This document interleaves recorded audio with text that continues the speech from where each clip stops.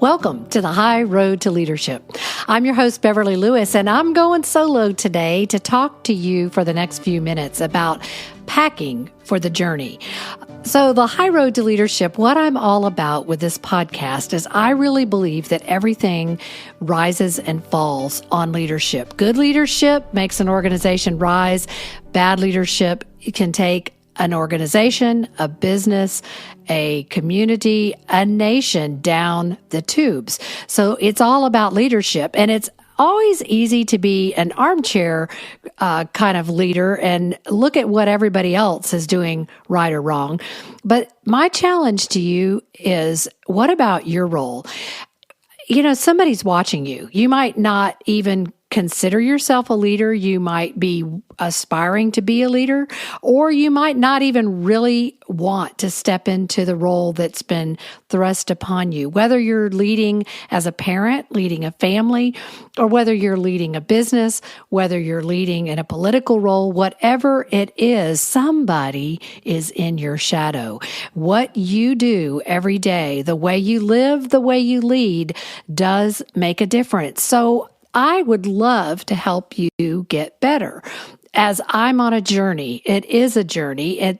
We're always able to expand, to learn, to grow, to become more than we are, and do things better than we've done. The challenge with this subject is, especially as I'm talking today about key leadership competencies. And, you know, this could take a 3-day workshop, and we would only begin to scratch the surface. So I don't really want to try to oversimplify, and yet I want to give you some key points in just about 20 minutes today that allow you to think about your current level of proficiency and things that really matter, and so that you can begin to focus in on one thing, just one thing that you want to make better over the next couple of months. And then you can come back and take the test again. And I will be referring to the assessment, the little assessment sheet that you can download. The link is in the show notes, or you can go to beverlyspeaks.com/packing list. And that will give you the download to kind of read along with as we talk through key things that need to be in your pack when you're going on the high road to leadership. Here's the thing. I don't know about you, but I've packed for some trips very carefully. When I'm going to a conference, a business conference, for example, I want to plan my, what are the different events? What, I have to have for this event and that event. And, I have done a better job of planning than sometimes on a personal vacation. I've just thrown things into the suitcase in the last 15 minutes before leaving for the airport and hoped that I had what I needed and figured I'd buy it if I didn't. So that's two extremes of packing, but I'm going to propose to you a third extreme today to consider. My husband has done backpacking, like as in you carry everything on your pack that you need for shelter, food, cooking, and everything. And you have to fit it in about 40 pounds that you can carry on your back all day, every day. Okay, that is a whole nother level of packing. Would you agree? You got to have everything you need to be able to survive out in the wilderness, and it can't weigh too much. So you have to be very intentional about what goes in that pack. And that's the way leadership is. I want to talk about, the key competencies. You can call them attributes, you can call them values, you can call them skills, you can call them proficiencies. There's a lot of different words that we could use. But the key things that are necessary for effective leadership have changed dramatically over the last 25 years.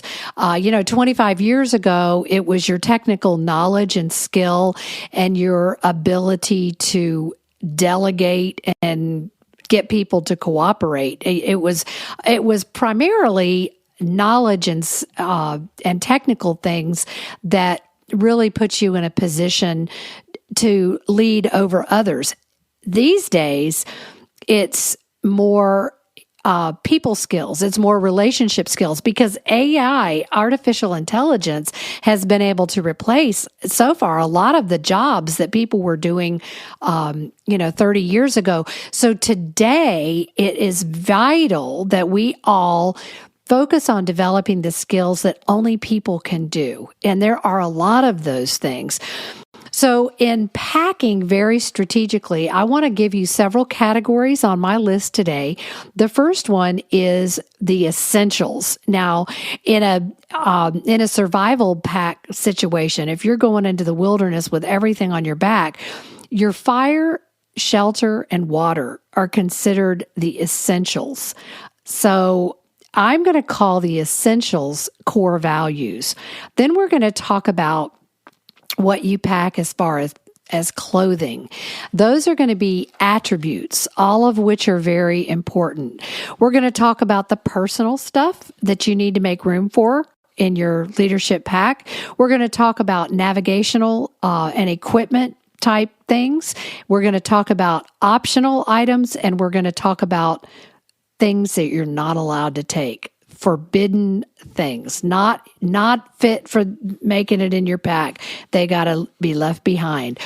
So let's go ahead and start. Actually, as I begin this and start, I'm just going to give you this thought too, that leadership is a journey, not a destination. It's a marathon, not a sprint. It's a process, not an outcome. Think about that. So it's also multi-layered, it's multifaceted, and it changes. So that's the good news for me is I don't have to get it all right today because the list might change next month. And actually, there are a lot of personal things on the list. But let's start with core values. Now, those can vary for us each individually, but I'm going to talk to you about 5 essentials. I mentioned that in the title, 5 essentials that I think are non-negotiable for anybody that is going to be in a leadership role. And the first one is integrity, which honesty is married to integrity. They show up together. So those are non-negotiable. I've heard it said that if you don't have integrity, nothing else matters. And I think that we have seen that proven to be true in many examples of bad leaders that each one of us can think of. The second essential is vision, the ability to see beyond what's in front of you. You have to be able to have hope. You have to be able to use your imagination. It's a gift that God as creator gave to each one of us to be able to create through seeing things that are not yet reality. And that is a key for a leader, that you have to be able to cast vision. The third thing I want to talk about as essential is respect. And just like integrity and honesty show up together, respect and trust show up together. You have to have respect for yourself and you have to have respect for others. Because it's only when you respect others that you give them space to begin to trust you. And trusted leaders are in high demand. People want to be able to trust. They want to be able to know your reason why you're doing what you're doing. That connects with vision. And last but not least, the fifth thing on this, it's the fourth. I've given you integrity, vision, respect, and I'm going to give you wisdom. Now, wisdom has the component of knowledge, but it's knowledge coupled with experience and applied. That's my definition of wisdom. And I've aspired to wisdom ever since I was in high school, and I know I didn't have it then, but that's something that is so important. It isn't necessarily a a factor of age, even though the experience, does tend to grow as we grow older. But we all know people that are older and are not wise, and we all know young people that are wise beyond their years. So it doesn't necessarily have an age attached to the distinctive and important quality of wisdom. Last but not least, on the essential category, I want to mention EQ, emotional intelligence. And we've talked about that, and we'll continue to talk about that. That's one of my hot spots as far as what's important to me, but it has to do with knowing yourself. It has to do with self-awareness, as well as the connection and relationship, the ability to see what's going on in relationships and make adjustments so that you can cultivate long-term, healthy, enduring relationships. That's a very simplified definition of EQ, or emotional intelligence. So now that you've got a look at the 5 essentials, I would ask you to think about each one of those and think, if you had to score yourself if you had to rank yourself on a scale of 1 to 10, with 10 is you are knocking it out of the park. You are so solid in that strength. Or 1 is if you feel like you just have missed the boat on that one and you need to go back to school, not in terms of literally going into a classroom, but the school of life, and work on that. If you had to scale yourself on each one of these that I've mentioned, the essentials, where would you be? And is there a core value that demands your intentional development at this stage? This is an important question, because now, as I go through the next category for your packing list, which is your clothing, what you're going to wear, which is your attributes. This list can be long, and what I'm giving you today is not inclusive. I want to encourage you. I've given you blanks on your sheet to write in those things that you know are your strengths that maybe I've missed, or you want them to be your strengths, and I haven't put them on the list. But again, my disclaimer is this is not inclusive, because this could be a list of 100 things, and we won't go through 100. But I am going to mention ones that I think are very key. And one of the first ones is one that I've been personally working on the last couple years, which is consistency. I'm going to give you my weak areas first, because I know I've taken this test. I've looked at these. I've walked through this assessment with many, many, many leaders, and consistency used to be an issue for me. I am much better at it now and getting better every day. What about focus? If you had to scale yourself 1 to 10 on focus. Now, see, once again, true confession, I'm one of those people that has been known to be distracted easily. Bright, shiny objects, it's like I've taken time management classes where they called me a hopper, hopping from one thing to another. So focus has been something that I've worked on. And, we're not going to go down any rabbit trails of how I've done that today, but stick around. In another episode, we'll talk about that. The third thing I want to mention is decisiveness. This is really key, and has become more so, especially in the world of rapid change.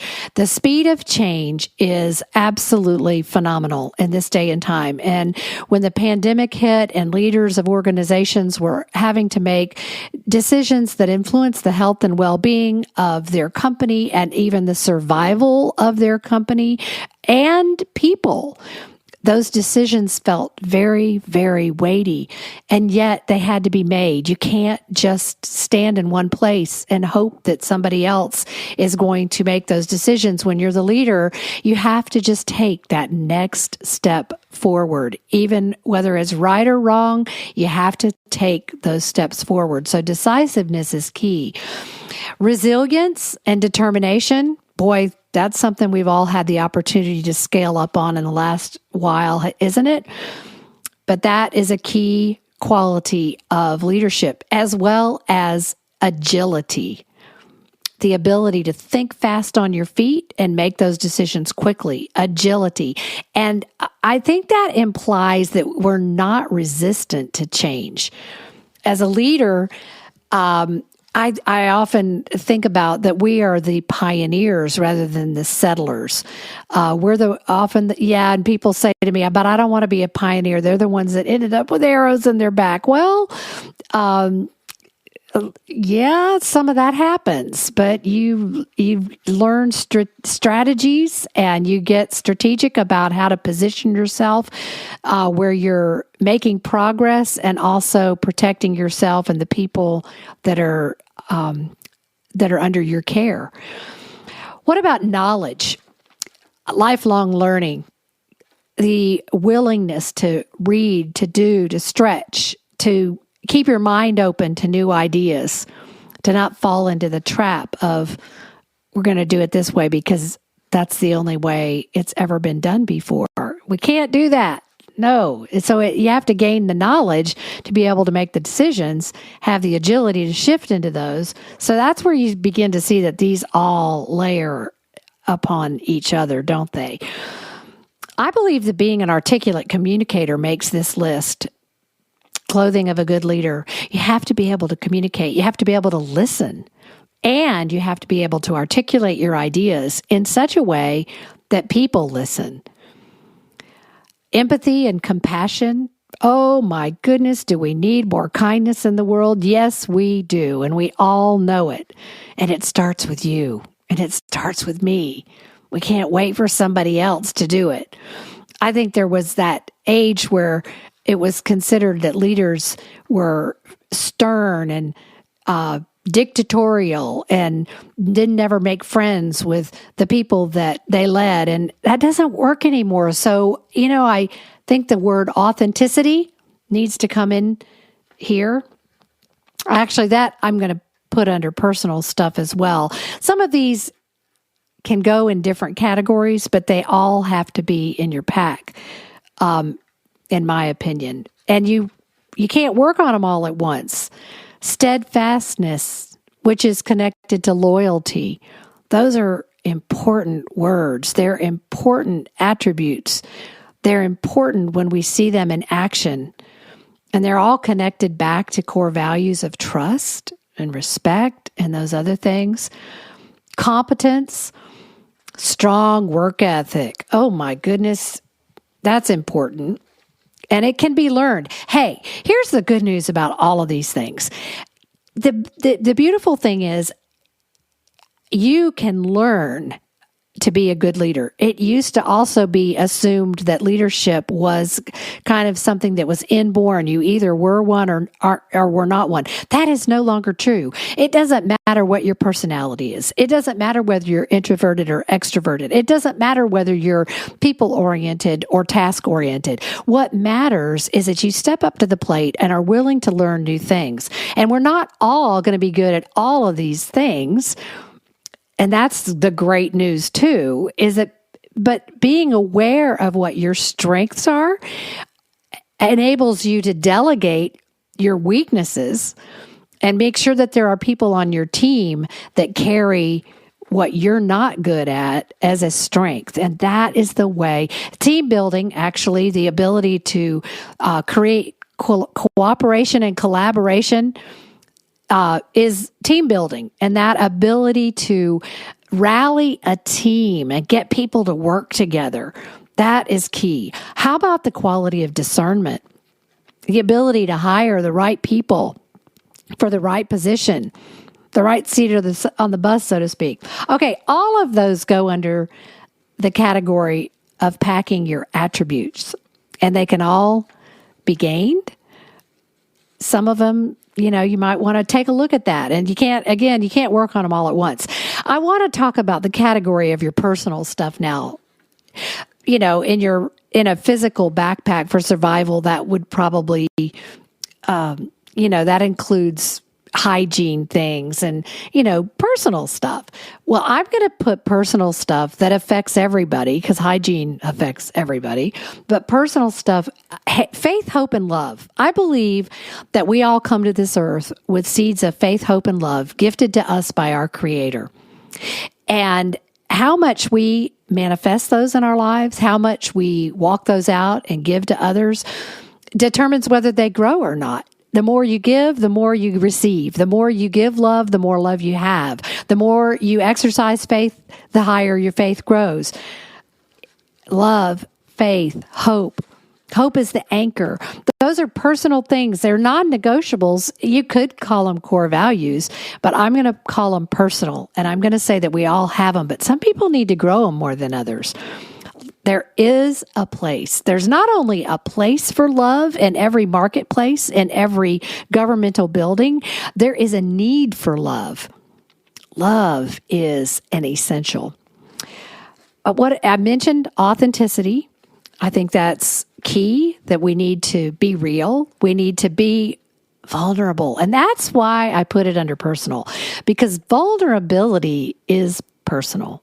Letting people get to know us, warts and all, that's personal.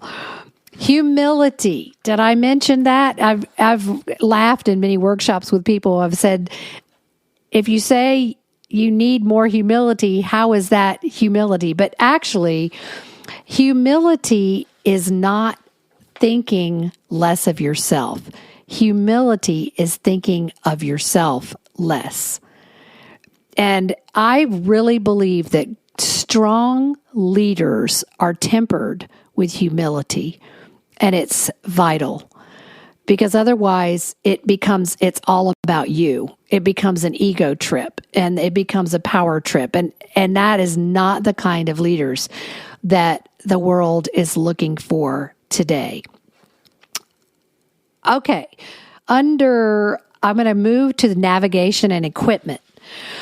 Navigational equipment, if you're going out in the woods, you better have a compass, because it might be that your electronics and your GPS actually, there's a good chance that they're not going to work in the wilderness. And that's why you need things like your compass, which tells you your direction, your true north. I always tell people that direction is way more important than speed. And in this world where everything goes so fast, we get often sucked into a speedy lifestyle and forget the importance of things. What about a telescope that helps you with your vision? Some people are going to want to take binoculars so that they can better see beauty, but that's kind of under the optional list, even though, again, for some of us, seeing beauty up close and personal is not really optional. I talk about a map. I believe as a leader, having a mind map, having goals, knowing where you are in the journey, not that it's an endpoint or a destination, it's a journey, but you still have to know where you are in the process so you can make adjustments. And I'm going to just throw in a Swiss Army knife because they're pretty small and they are multi-purpose. And this is kind of equated to the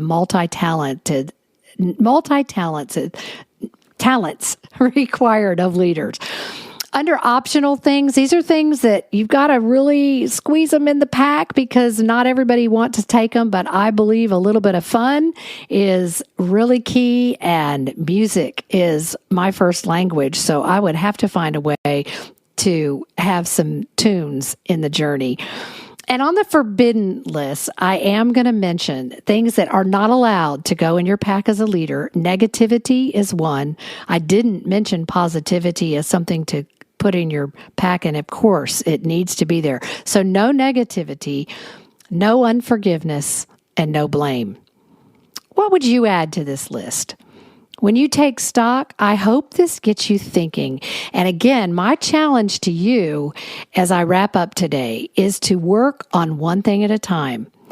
You can't change everything at once, but you can change one thing at a time. I actually start every year with an intention. I don't do I don't do the New Year's things with setting New Year's resolutions, but I always have at least one intention of a leadership quality that I'm going to focus on and get better at. Some of you heard my episode on being unoffendable. That wasn't a one-year project. I'm still working on that today. I want to thank you for being with me. I want to challenge you to pack your leadership skills well. Develop them along with me. Stay with me on this journey. Episode by episode, we'll get better together. And I can tell you without a shadow of a doubt that the best is yet to come. Thanks for joining me.